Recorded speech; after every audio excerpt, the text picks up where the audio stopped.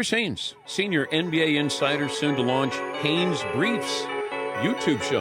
Haynes Briefs. How about a round of applause for that, Chris Haynes? I like that. Haynes Briefs. Haynes Briefs. Haynes Briefs. Talking about the Haynes report. Yeah, I mean, come on, man. Of course. I remember that shit.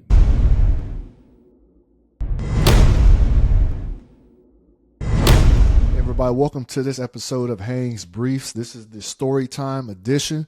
And before I get into today's story time, I want to encourage you guys to keep on subscribing and sharing and commenting on this platform. This is something that I'm trying to continue to build upon. So definitely your feedback is helpful, and you just sharing and pouring out there to the NBA fans out there, showing them that this is yet another NBA YouTube show, which they should definitely keep on their radar. And also, for those who want to be notified when I drop an episode instantly, sign up to get the instant notifications, so you'll be taken care of.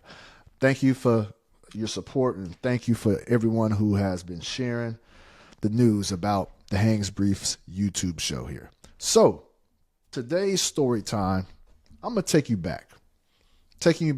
The 2014-15 NBA season. I was covering the Cleveland Cavaliers. That was actually my first season covering the Cavs.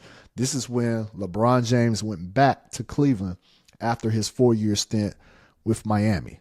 And so, alongside of me covering the Cavs on that beat, a very strong beat, I had so much fun with these guys. David McMenamin, Jason Lloyd, Joe Varden. And, it was pretty much us. Then, you had Chris Fedor as well there. And he's still there in the Cleveland market. But this story in particular is about a fun-filled day I had with Jason Lloyd, Joe Varden, David McMenamin on our way to cover a LeBron James practice. And I'm just telling y'all, I'm going to share the lengths that we went to get you guys some coverage that day in Toronto. Now, let's go. So, on this particular day, the game is in Toronto. So, let's just say, hypothetically, just say the game was on a Thursday. We arrived in Toronto together on the same plane. We arrived together on Wednesday, the day before the game. Me, Jason Lloyd, Joe Varden, David McMenamin.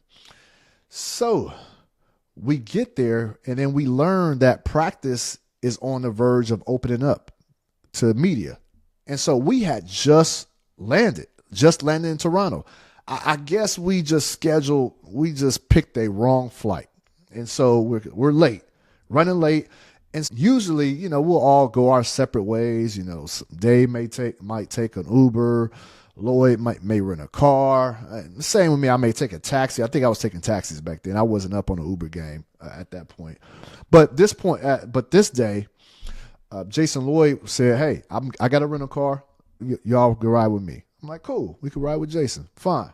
So we're on this drive, and you guys know, like, for those who going to Toronto and you're trying to get to the downtown area or get to the arena, it's a distance. It's probably a total 17-mile journey.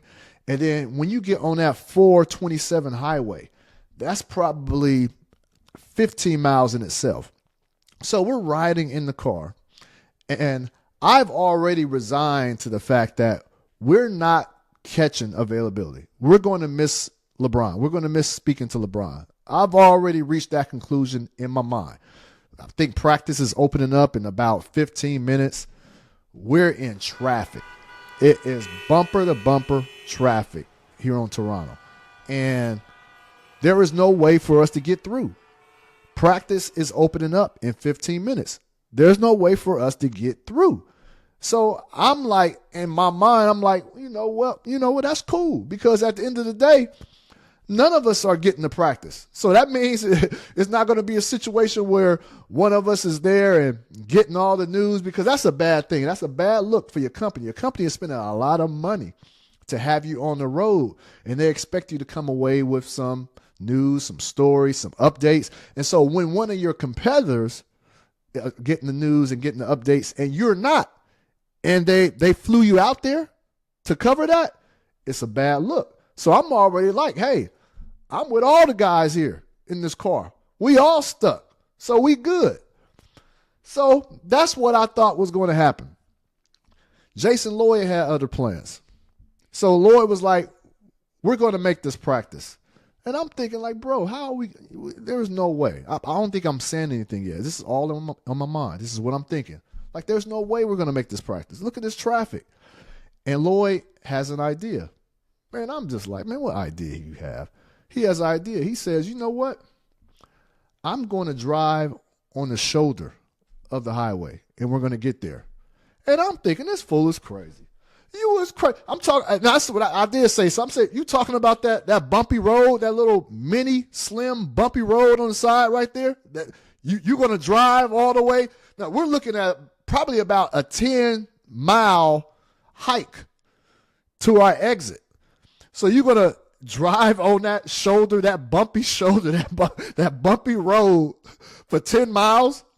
It's not possible. And Lloyd's like, I'm going to do it. Next thing you know, David McMenamin, do it. And I'm like, what? Joe Varden, do it. I'm the only one like, no, we can't. Next thing you know, we're on this bumpy road. Guys, we're on this bumpy road going 20, 25 miles, and just the car is shaking. And everybody is looking at us, and they're giving us dirty looks, flipping us off, cussing us out, and we're just passing by everybody. I am so scared. I am so nervous. I'm not even driving, and I'm just in fear. I'm looking all around, looking for the cops. Like, where are they at? And so I'm like, we're actually gaining ground. We're moving. And people are just honking at us, and it's crazy. So I had to make a decision. I'm feeling like I'm the weak link. And the reason why I say this is because I'm looking at myself. I'm like, I think I need to duck. Because if we're going to get pulled over, I don't want to be the reason we getting pulled over, if you know what I mean. I don't want to I don't want to be that reason. If this mission is going to be complete, I just felt like I needed to be out the picture. So I ducked. Yes, I did. I ducked. I ducked all the way down where you couldn't see me. And as I ducked, I just screamed, my people could never get away with this. We could never. And Varden, Dave McMenamin, and Lloyd, they just dying laughing. But they're going. Lloyd is going. He's on that road. And it's bumpy, it's choppy, but we're going. Everybody's looking at us and they're cussing us out. They're honking at us, but we are going. And I'm screaming. I'm like, guys, LeBron James is not this important. We cannot get arrested because of LeBron James. Guys, come on. Lloyd is still going. He's still going. He didn't stop. Next thing you know, guys, we are at our exit for about 9 miles. 9 miles on that. I believe it's the Highway 427, because it's a point at the 427 where it's just a straight shot to get towards downtown. We made it to our exit. We made it in time for availability. We caught LeBron James. I don't even know what the topic was. I don't even know what the question was. I don't even know what the coverage was. But we made it to practice. And so Lloyd, Varden, McMenamin, they had faith. They had unwavering faith. Me, on the other hand, I had fear. Fear. Very much so.